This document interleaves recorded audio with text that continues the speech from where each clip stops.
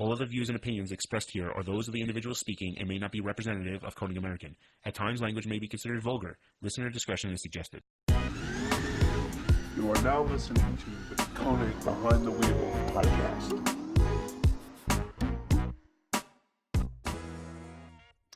All right, we're live. Welcome back, Drift fans. Another season of FD is underway. If you're new to the podcast, thanks for joining us. We do one of these after each FD round. If you aren't familiar with them, you can go back to FD's podcast that we did last season. I don't think it will really help you. You probably know the outcome. But with me is Joey Redmond. If you don't know Joey, you could easily go back and listen to every introduction I did for the entire first season. But Joey's the founder of Wrecked Magazine. He's been published countless times in your favorite automotive magazines. But most importantly, Joey's been involved with drifting kind of since the first years he's been here in the States.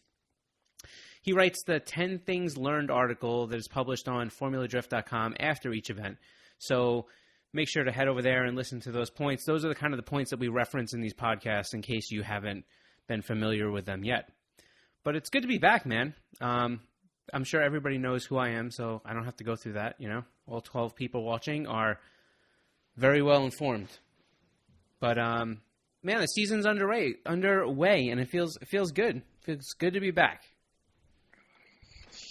Yeah, it's a pretty good one. For some reason, October to April just took a really long time. Yeah. I think especially in car season, this is a weird off season. I think there was a lot of people that were expected to come back that didn't quite make it, at least from my perspective. And then I think there's some other people that are here that I wasn't really convinced would be here. So I don't know. I guess anything goes. That's racing, I guess, right? All right, fair. Let's jump into your top 10 things here from Long Beach and get kick-started here. Your point number 10, Jeff Jones is the best driver you are paying attention to. What strikes me about this point was this has nothing to do with his driving. That's not fair. I think... No, that wasn't an insult. That was to your point. Yeah, but I think my point also includes his driving, but I just think... Listen, in 2019, regardless of what world you want to live in, not you, but the audience, a fan. Thank you. Drifting or being in motorsports is no longer about just racing on a track. Right. I mean, nothing is, right? You're right. You know, if you're a famous water skier, I mean, it's not about water skiing anymore. There's other elements at play. And I think Jeff Jones is like, if you look at like the average number of followers, say on like Instagram for a Formula D driver, he's pretty low. But I think, you know, I shared with you offline some of his content, and it's pretty great, man. I also think his program's being better funded. I think he's just on this slow progression where he's always doing better. Unfortunately, he finished 32nd. I think drove pretty respectably against Field, who made it to the grade 8. I think if he can calculate his qualifying, I think maybe if he were to have qualified, say, like 24th, 22nd, you know, somewhere around there, like pulled one of these weaker drivers, I think he could have done okay. But Matt Field was pretty unbeatable, I think, towards the beginning of the event. And I think, just as a caveat or an Easter egg, I think you should really check out Jeff Jones on Instagram because it's pretty great. I wasn't aware. I mean, listen, I know Jeff Jones we've been doing this enough years. What was interesting to me was you had said, "Hey, did you check out Jeff Jones?" And I said, "Well, yeah, I watched the live stream." He said, "No, did you look at his Instagram?" And I was like, "I mean, not recently." So I hop over there.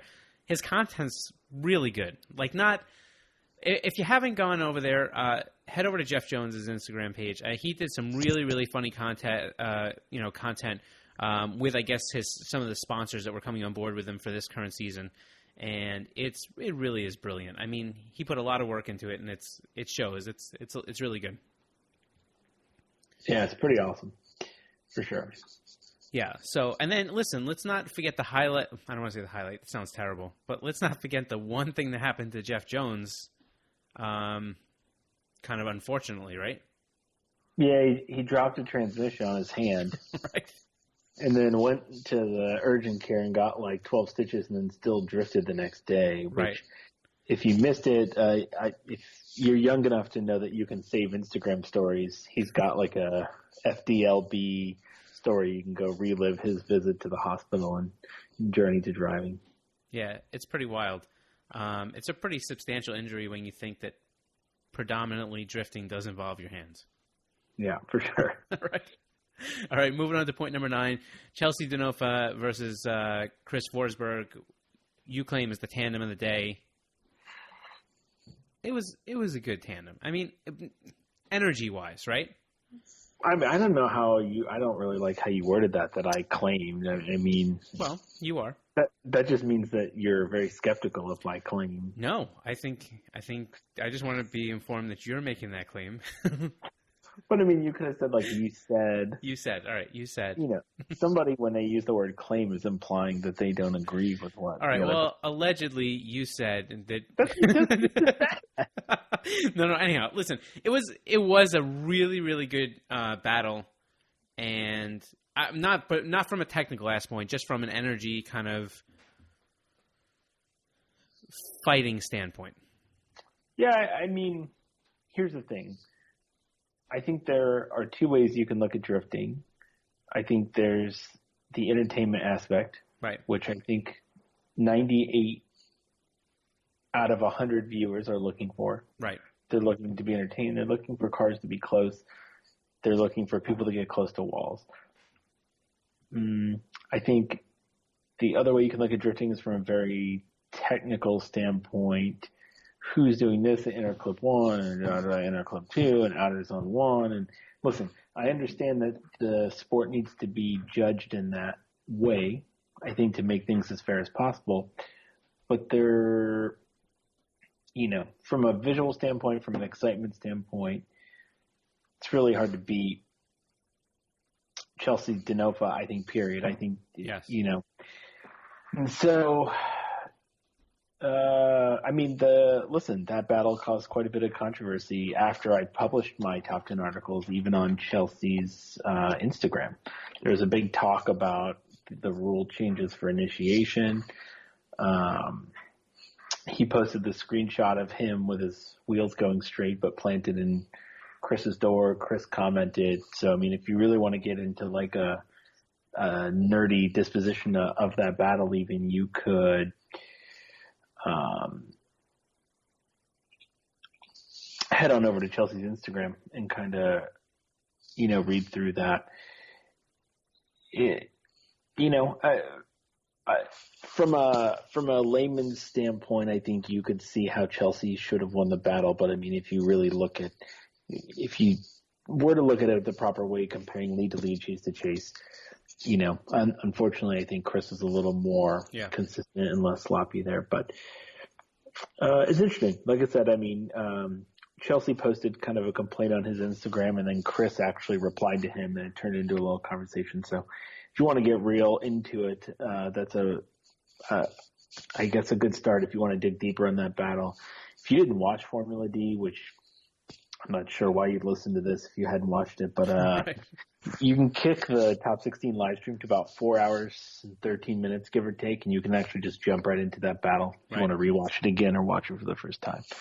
But yeah, I don't know. That was just the one battle to me that like defined the weekend. I think Long Beach is a little bit of a difficult place. Yeah. For best battle. But yeah, that was it for me. Yeah, I mean, I think what was interesting is that Chelsea's aggression almost in a way pushes Chris to be a little bit I don't know. I don't want to say anything. I mean, he's such a good driver, Chris, but he's very, very predictable. You know what I mean? So I think, you know, Chelsea and Chris are kind of, they just have different driving styles. And so watching them kind of face off against each other, I think really kind of pushes them to a different realm.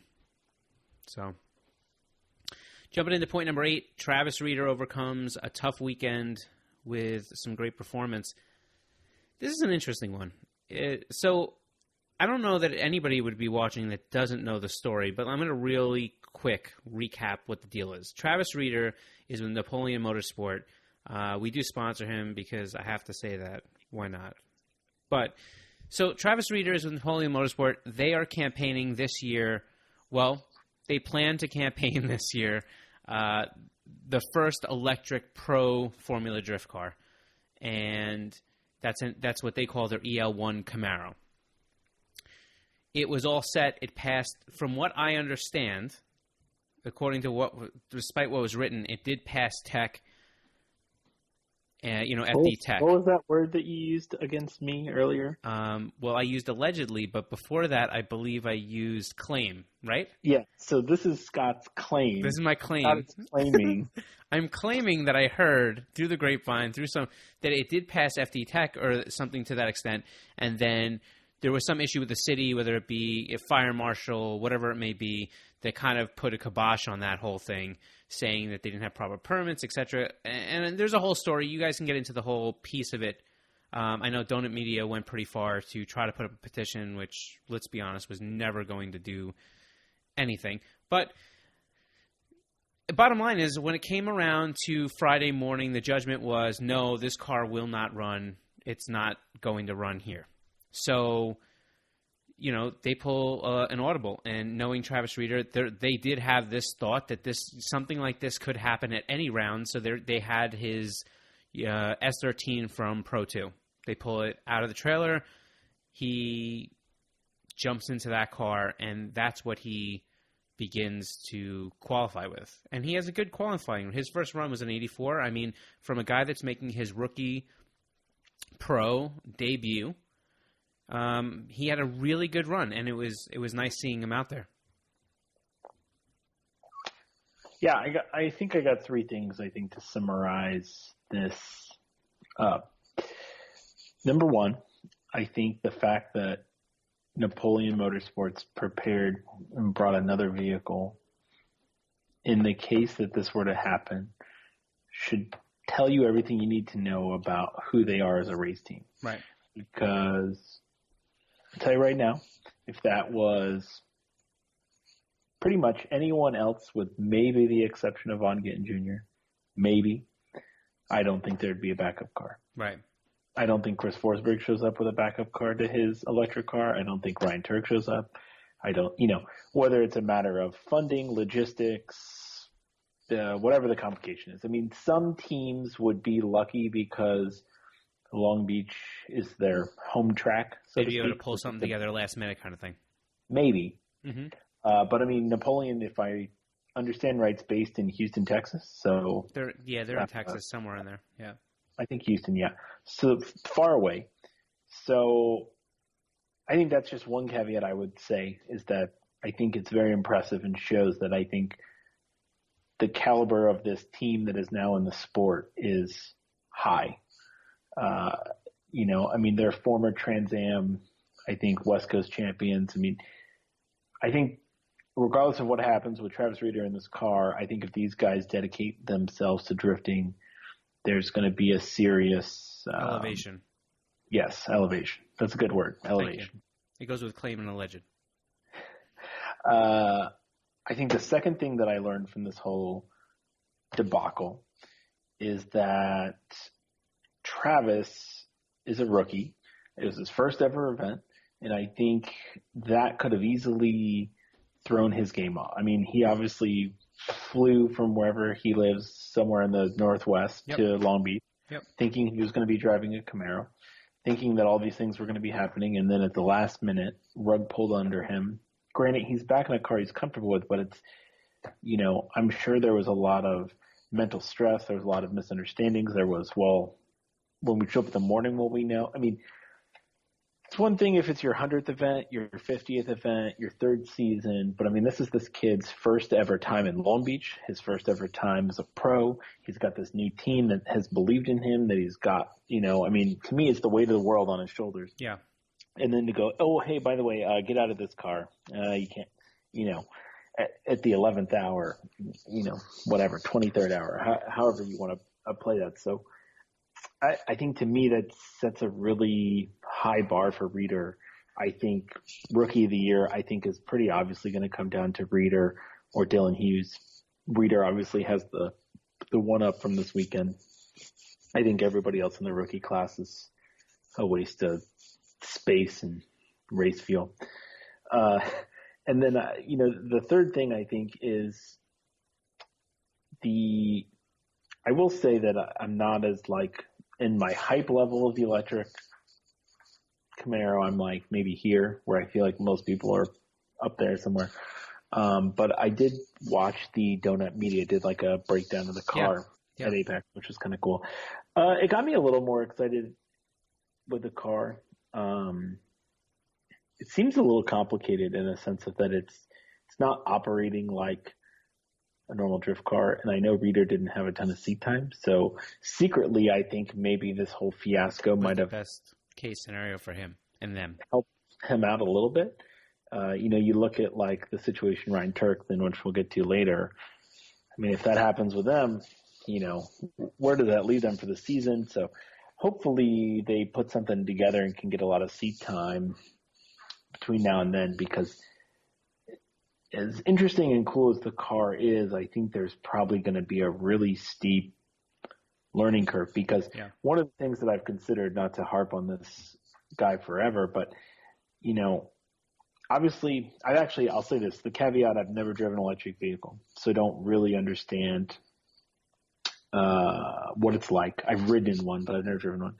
But, to think about this instant horsepower and torque on demand, it's like, it makes me think it's going to be really difficult or a little hard to kind of figure out how you're sustaining in tandem.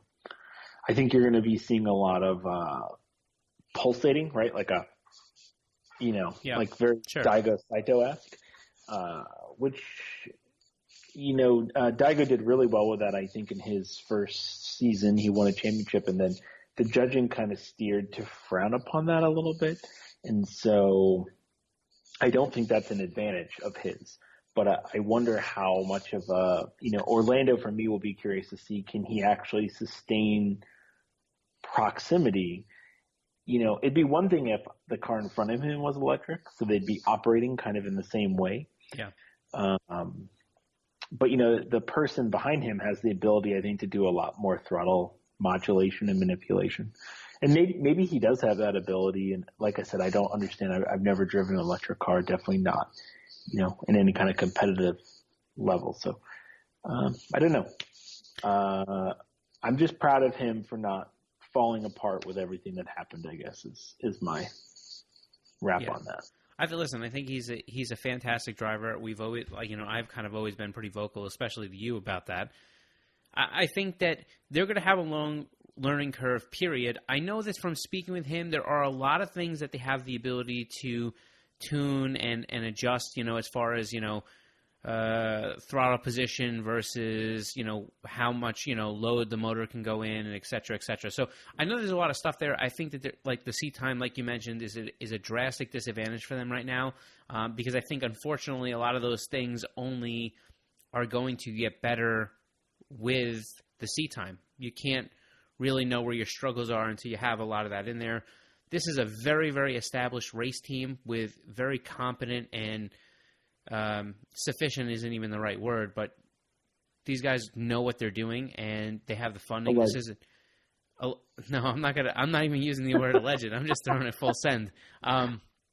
They know what they're doing. This is a really, really good race team, and they have the backing they need. So I think that's one of those things. But yeah, I mean, you're going to see them struggle quite a bit, and I think that's part of doing it. But I think, and we'll end on this point, but I think that one of the things that will come from this program, like you said before, besides just the elevation part, is that this is a furthering of this sport by allowing another form of powertrain to kind of exist, and kind of the exposure that comes to the sport from this platform if it can end up being a viable option, could be exponential.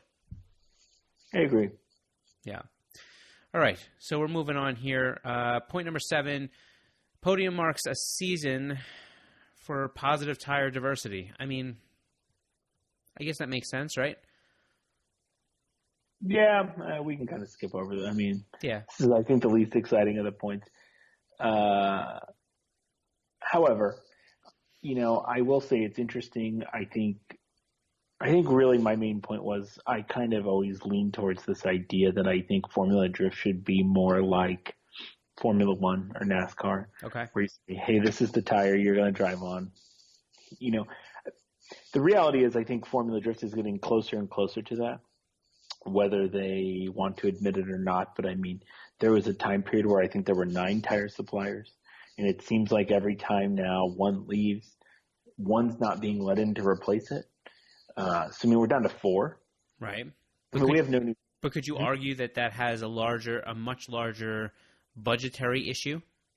It's a much more, that issue is less of a strategic, and I'm speculating, allegedly speculating, but could you argue that the reason that other tire companies may not have come in might have more to do with, monetary issues and wanting to spend the money in the series versus the series kind of regulating the amount of tires that are available? I don't know this for sure, by the way, so nobody take me for, I'm like throwing it out there. Let's put it this way. I have pretty sufficient insider knowledge. I know you do. There are tire companies who have the money, who are willing to go into Formula Drift, that are basically, for whatever reason, this is where I don't know, it's not happening. Okay. So I think that's good insight. I think that's valuable insight. So, I don't know why it's not happening. I don't know if they maybe don't have enough money and they're just not communicating that to me, or they don't have a proper tire. I don't know where the holdup is, but what it seems like is over time the Formula Drift number of tire suppliers is shrinking. Right. And normally I don't know. To me, I think it'd be really interesting to see all of the cars perform on the same tire. And it's kind of strange. I think there's a lot of tire diversity that I don't really, appreciate. Yep. However, I think my only point from this event was you had the top 3 all supported by different manufacturers. Yeah. So I don't know. It was one of those things where I was like, well, maybe it's not as bad of a issue as I thought. Right. We can move on now. Cool. Moving on. Hey, before we move on, do me a favor. The mic, your Yes. mic, it's the shirt when it rubs, it's like aggressive. Really bad. Yeah. Anyhow, all right. So let's see. So your point number 6: Forrest Wang strikes 6 podium, but still evades a victory. I mean, listen. I mean, he's a really great driver, and the fact that he's able to do that. But you're right. I mean, you kind of feel like sometimes he's got to pop in, right? Yeah. He's like, I don't even know where to start with this. I mean, he won Super Drift twice, right? But that doesn't really count. No. I don't know. I didn't know what to think. I mean, he lost his title sponsor. Yeah, the vape company, right? Yeah, Vapetasia. I think I don't think it was any fault of his own. I think there's just yeah, their internal funding issues kind of thing. Well, I think there's now legal issues with like e-cigarettes and motorsports. Like basically the trend seems to be that all of those vape companies are having to fall under tobacco law. I mean, that's kind of where the path is going. Understood. Yeah. So I think there was an issue with, motorsports, and cigarettes obviously is not acceptable. So I think they were just trying to sidestep before that, became a problem for them. Yeah. So it's kind of a bummer. But, at the same time, I mean, he showed up, he performed really well. I think, next to DeNofa, I think the driver with the best style. And I think if they could figure out a way to structure Formula Drift to actually, benefit from style a little bit more, then I think he could be a champion. But it is strange that he's just 6 podiums, no victories is I'm sure a tough pill for him to think about most nights. What I thought was interesting from Forrest is that his whole demeanor, especially if you think about, last year, maybe even the year before, more than that, really seemed different. Like when you watched him on the live stream, even in some of the interviews, he really seemed to have more of an upbeat presence. And so I don't know if that kind of lended itself to his performance. I don't know if we're going to see more of that, but I don't know. All that bubblegum vape he's taken. Listen, allegedly. All right, your point number 5. What happened to James Deane? That was not what I would have banked on. No, it's one of those things though that it's bound to happen at some point.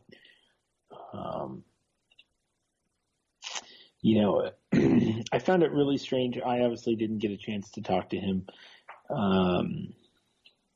I actually haven't spoken to him since he's come back full time. But anyway, I found it really strange that the car was that reliable and they basically rebuilt a whole new car from what was explained to me. There's that fine line with a race team where you want to balance reliability, but it's like if it's not broken, why are you fixing it? But then If you don't fix it, it might break. But he did say on the live stream that he had lots of issues with basically the nitrous, and the car was like moving cutting out, right? Yeah. And then the car was like going when he wasn't pressing the gas. So it sounds like the car's got a plethora of issues they got to sort out. Which is surprising because it's just something we've never seen from that team before. Yes. Now, I think what's going to be the real problem is I love Odi as much as he was the victor, but I think if you wanted to say, if we were in Las Vegas and there were odds on who could become champion, I think Chris Forsberg and Frederic Aasbo are probably the number 1 and number 2 guys that are likely to win the championship other than James Deane. I feel like Visic's not too far out of whack, but maybe. I can't pronounce his name. Am I even close? Pityor. I know how that's. I know. I got the first one. What's Wysick? I don't know. The problem is like every time I hear somebody say it, it's different. I understand. Just we'll go with do it. your best. Yeah. Put your Polish flag on. Do your best. You'll be fine. Got nothing. This is the weirdest sounding exhaust just drove down my street. Anyway, so if you look at the championship, right now, he's only, I think, 10 points away from those guys because those guys finished 3rd and 4th. He went in top 8. Now, he kind of got lucky because if Chris or Aasbo had made that jump into 1st or 2nd, he could potentially already be 40 points behind. Right. And you look at championship numbers. I think if they can't get that car sorted out by Orlando and then like Atlanta's right behind it, if he has a situation where he's eliminated from these next 2 rounds due to car issues, that's, mathematically, unless he's going to put himself into a hole, it's not going to matter. That's a problem. With 8 rounds, you really need 7 solid rounds. He could maybe get away with 6 if he have some phenomenal finishes, podiumed in the next 6 events, but it's got to be careful, man. It's, even though the season spans 7 months and, there's a lot of activity going on, it does really kind of come down to inches, at some level. It's going to be tough. He only won last season by 4 points. Right. Yeah. No, I get it. So you think you go back last year and at any of those events, if he had a similar issue, that's it. It's done. Right. If I remember right, I think Atlanta last year was his worst event. It was Atlanta or Irwindale, or he finished about the same place. So, if he has a bad event in Orlando due to car trouble, and then he repeats Atlanta where he had a poor performance, it's like he could wake up 100 50 points behind the championship lead, perhaps. So I'm just saying, it can sneak up on you quick. You can gain quickly, you can lose quickly. To me, usually after Atlanta, you've kind of got an idea of the 4 or 5 guys who can even theoretically win the championship. And I mean, he might not even be in that conversation. Yeah. He could also show up to Orlando and win, show up to Atlanta and win. And then we're now having the conversation of, can he three-peat the championship? Right. So, I mean, that's racing though, right? I mean, that's why we watch, to see what happens. 100%. And if you go back to last season, and even in I think probably right about the midway of us doing the FD podcast, we started to kind of mention how that those points start to stack against you, and how you really can start to zero in on who those top 5 are, and who those competitive, the people that might be kind of inching toward a championship, and how each round really closes in on the effects of how that position will change.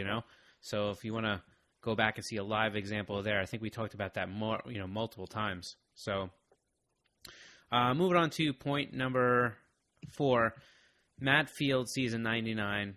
He had a really good qualifying run. I mean, about 99 points worth. It was 100. Just stupid.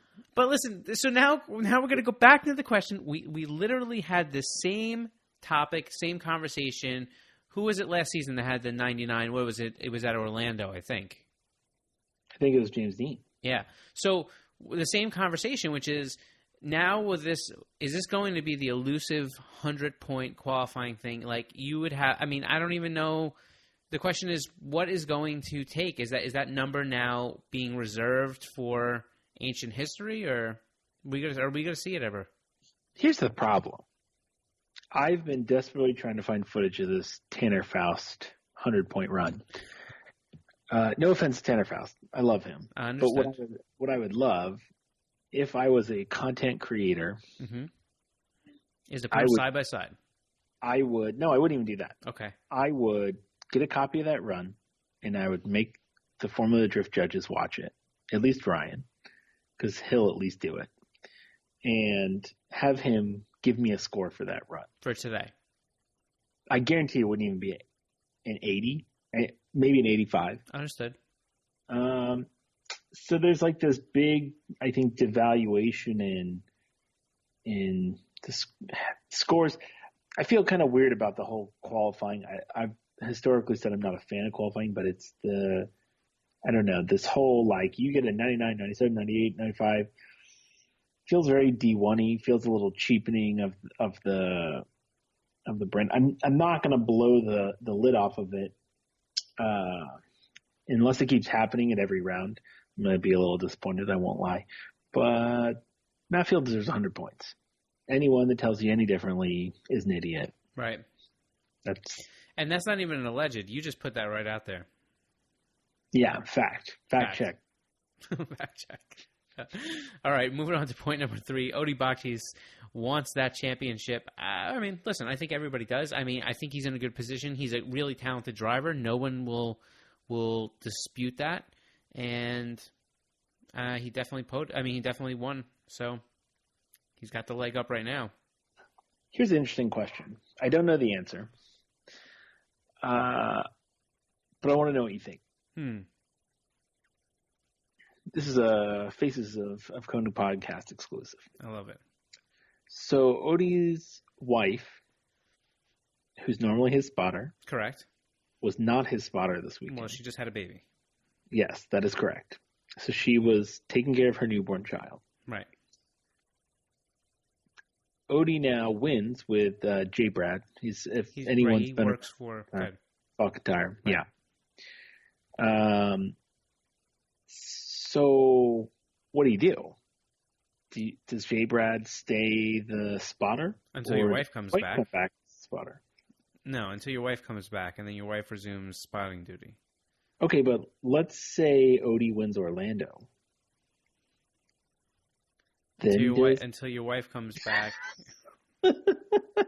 And then I think there's a question. I think that it is an interesting point to look at, like without even joking, right? It's an interesting point to look at. I think that there's another piece of the puzzle, which is that presumably you have a baby. I mean, we have only a couple of weeks until we hit Orlando, and my guess is that she's not. I mean, listen, I have 2 kids of my own, and most likely she's not going to be in Orlando spotting, right? Okay.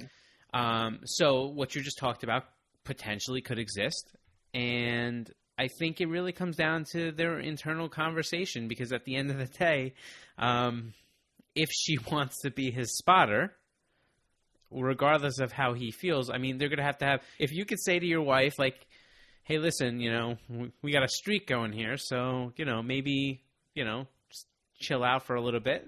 And he can get away with that. Listen, I know with my – listen, I'll be honest with you. You would tell your wife, chill out. Listen, but, I wouldn't use those words. But I can tell you that my wife and I have the relationship that if I got into something like that and I said to her, I'm like, look, this is – right now I'm kind of in that rhythm where I need to ride this out until we get there. Are you cool with that? She would be like, well, yeah, like I'm not going to break that up. Even if she felt like crap about it, she would give me the support to go through. I get the feeling – I've only met Odi, I don't know, a handful of times. I always remember him coming off as an absolute gentleman, right? Like I really get that feeling like he's a decent, nice guy. I don't know him personally, so if people do and I'm wrong, I'm very sorry, allegedly, But I've always gotten the feeling that he's a pretty genuine dude, and I would imagine that his relationship is to the point where he could have that conversation, and I don't know. I mean, I think I don't even know how we have this question. This question really went down a rabbit hole, and I'm just saying, I don't know. That was it. I actually think Amy's a really good spotter, but I'm just saying, man, that's a tough one, Let's say he wins Orlando, gets second place in Atlanta, and then she's ready to come back. So do you change it up? Do you stay the same? I don't know. I mean, I would not have that issue because my wife would have 0% interest in being my Formula Drift spotter. Yeah, mine too. So, well, luckily I can't drift, so it doesn't matter. Yeah, this is not a real world scenario for me, but could be a little tough for him. Is all I'm saying. Yeah, I guess we'll have to leave it in the hypothetical situation. So, just a summary, real quick. I think Odi's a nice guy. I'm sure everything's great in his camp. And I'm sure they'll figure it out for the best. Allegedly. All right, so moving on to point number 2. Can Ryan Tuerck return for Orlando? This was really devastating. First off, before we even get into it, if you didn't see the crash, it was a really hard crash. I mean, luckily Long Beach is not really a fast course. But he had some sort of failure, which, I mean, you'll kind of explain exactly what you heard was the issue. But from the live stream you watch, he has a failure right at the end of top 32 practice, I believe, and kind of is coming around, I'm not exactly sure which turn, but straightens out right away and goes kind of nose deep right into those tire barriers, which luckily were there. But, I mean, really destroys the car. And, I mean, like the car did its job, the cage did its job, safety equipment all did its job. So wonderful that he is able to get out of the car. But, I mean, even from a hit that wasn't extremely high speed, I mean, he got a concussion, he had whiplash. I mean, it wasn't like he jumped out of the car and was, unscathed. I mean, it was a really substantial impact. Yeah. And then if you actually, this I think came out after it did, my top 10. Sorry to plug other shows on your show here, but if you go to the Blackout 2.0 episode 14, they do, it's like hashtag Fdlb week of success. Right. And then if you go look at the end of it, pause. Tuerck walks through the car now. And man, it looks worse than I had thought it would look. I don't know. It's like going through it. It's like you can just jump to like the end, but like, man, the whole transmission tunnel is like kind of contorted and stuff. Yeah. So I don't know if they've announced it yet, but I think from what I understand, I don't know if I just read it online or someone told me, but it sounds like they're going to take his that R2411 street car, that's like it just looks like it's a Toyota 86 that basically just looks like clear coated primer. Right. It's like that battleship gray, East Coast gray, whatever you want to call it. Right. So I think what they're going to do is just tear apart that car and then put all of his drift stuff in it and hope for the best. That's a lot of work to get done and get the car from California to Florida and like we're talking about. They probably have 12 days. Yeah. I mean, that's aggressive. I will say this, that same blackout video, if you go look at it, they posted this video, let me cheat, 3 days ago, so Thursday, let's just say they probably filmed this. The Formula D car does not have anything on it anymore. Like, there's not a wire in it, there's not a seat, there's not a bolt. It's literally you'll see in the video, the whole entire car is disassembled sitting next to that car. Right. I mean, they work fast, and plus those are race cars, so they've started. Listen, there was somebody else that unfortunately had a pretty good hit this weekend. Kevin Lawrence. Oh, yes. Right in practice. And that car was really well smacked up, too. So, I mean, luckily Kevin was all right as well. But, I mean, frame rails pushed back. I mean, so, again, I'm not going to spend too much time on this. But basically... Yeah, I'm trying to plug your own drivers on the show. Yeah, right. But here's the thing. This is where I'm going with this. Even a team like Njuku, who was, across the country from their home base in California, when they realized, I mean, hey, we have the entire event weekend. We can either sit here with our thumbs up our rear, or we can try to do something. They pulled everything out of the car. They got the car to a local frame shop. They got the car straightened up, so that and I think they even got the engine back in so that they can make the commute back, to Florida. Mm-hmm. So when they got home, at least it was it's faster recovery to try to get this car ready to get back to, OSW, That's good. Yeah. But so I don't know. Hopefully Tuerck makes it back. I mean, it sucks, man. Especially to go out before you even get to top 32. Yeah. Yeah. Tough. Point number 1. Aasbo finds success with an old school setup. This is interesting. If you're kind of a drift fan, sport wide, and you've kind of been following FD for a number of years, you know that Stefan Papadakis' team is known for being kind of the leaders on the front line of drift and technology. And man, his YouTube channel is awesome. I don't know. I know it's a random thing, but go watch his content. Oh, it's so good. It's so good. Really? And really good. Like his videos, his tech is better than no one. No one. And it's got to be one of the... It's probably over my head. Well, he does such a good job of explaining everything. And on top of that, his content, his channel has to be one of the fastest growing channels that I've seen. I mean, within a matter of... He has 100,000 subs. But here's the thing. If you go back even 2 months ago, he probably was at 20,000. He's just putting up some really great stuff. So if you don't check that out, you have to. Like, if there's anybody here that's not subscribed, I'm telling you right now, if you have not subscribed to Papadakis Racing's YouTube channel, you're not a car person. Not even saying allegedly. Fact checked. Not a car person. Apparently what you need to do to be successful on YouTube is to make videos about 2JZs. Yes. I'm making one tomorrow. Because he has a video about a dry sump oil teardown that has like 82,000. Yeah. And then he has a 2J build that has 1.2 million. Here's the thing. He could make a thing about making an ice cream cone, and his content is so good, and he's so technical, but so well-versed in keeping it kind of layman that it's that good. He's one of those guys that secretly could have, like if I'm looking at myself from 5 years in the future, if I'm looking back here, I think this could be a channel that's up to 1 million subscribers. Interesting. Yeah. Anyhow, that has nothing to do with point number 1, with the exception of the fact that You know, they're usually on top of all the modern day changes, and they have the top technology. But something very different seemed to happen with some of their adjustments and setup that Aasbo said in the live stream, right? Mm-hmm.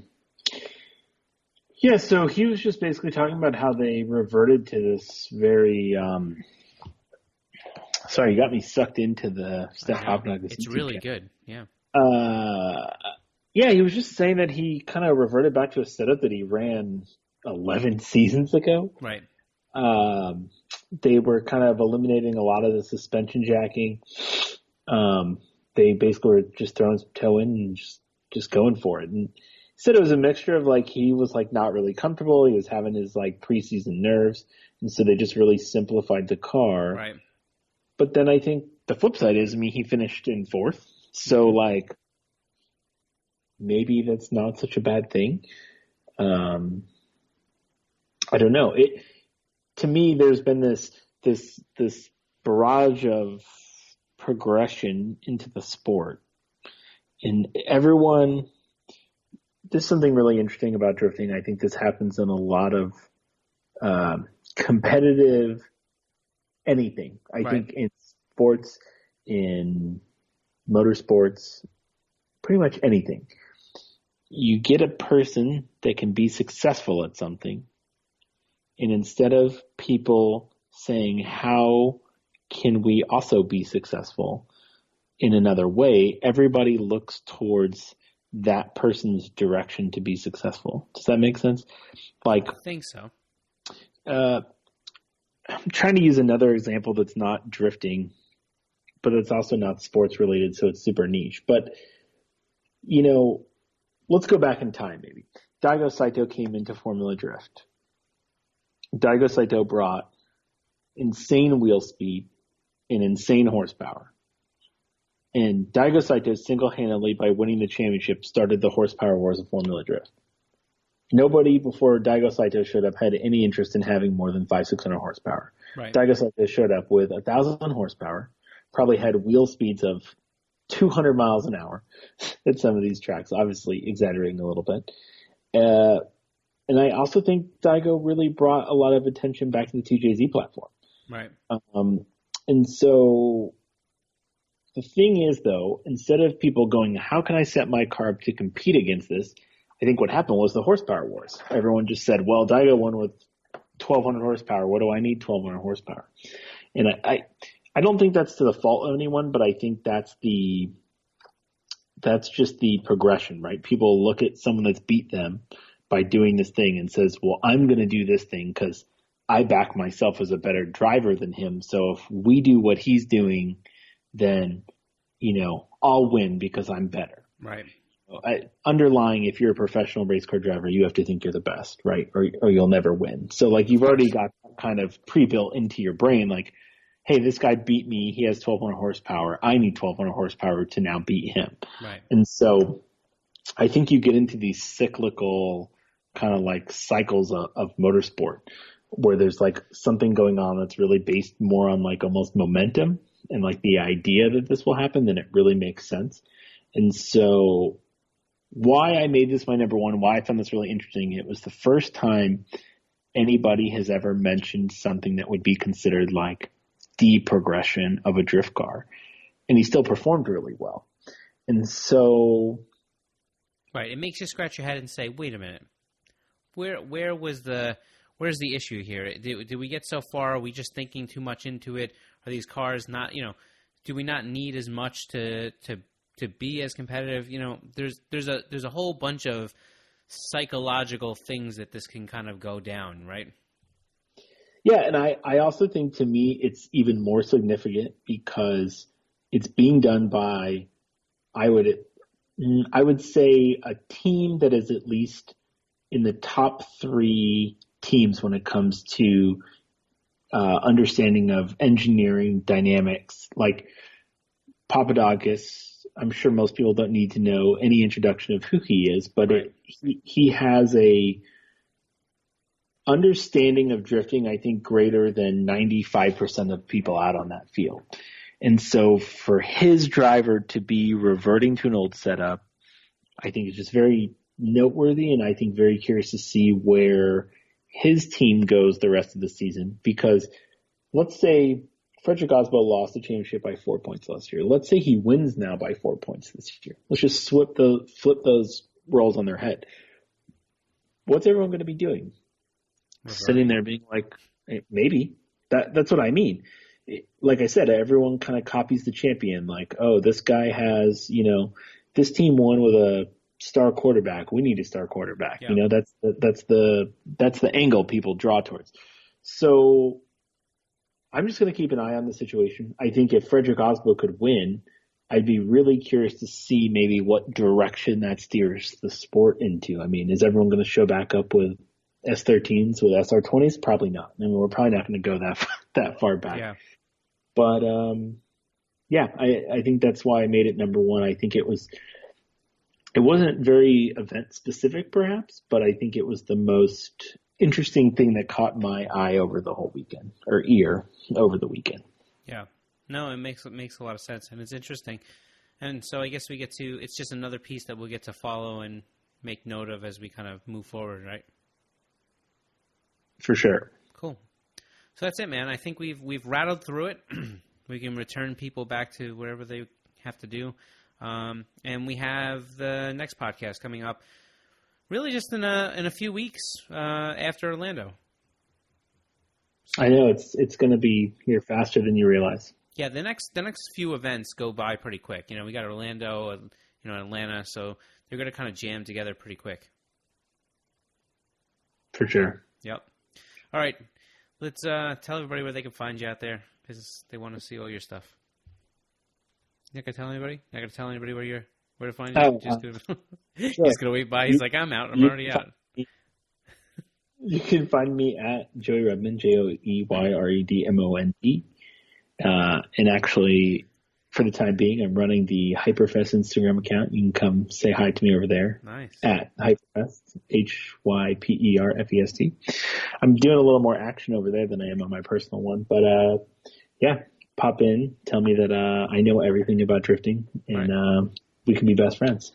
And remember, anything wrong with this podcast, Joey allegedly said it. So that's it. That's it for this one. For more info on the podcast, head over to konigwheels.com/podcast. You can also catch us on Instagram, Facebook, Twitter, and YouTube, all at Konig Wheels USA. If you like what we're doing here, please subscribe. We're on iTunes, Google Play, and the full video version is always on YouTube. That's it. We're out of here. Peace.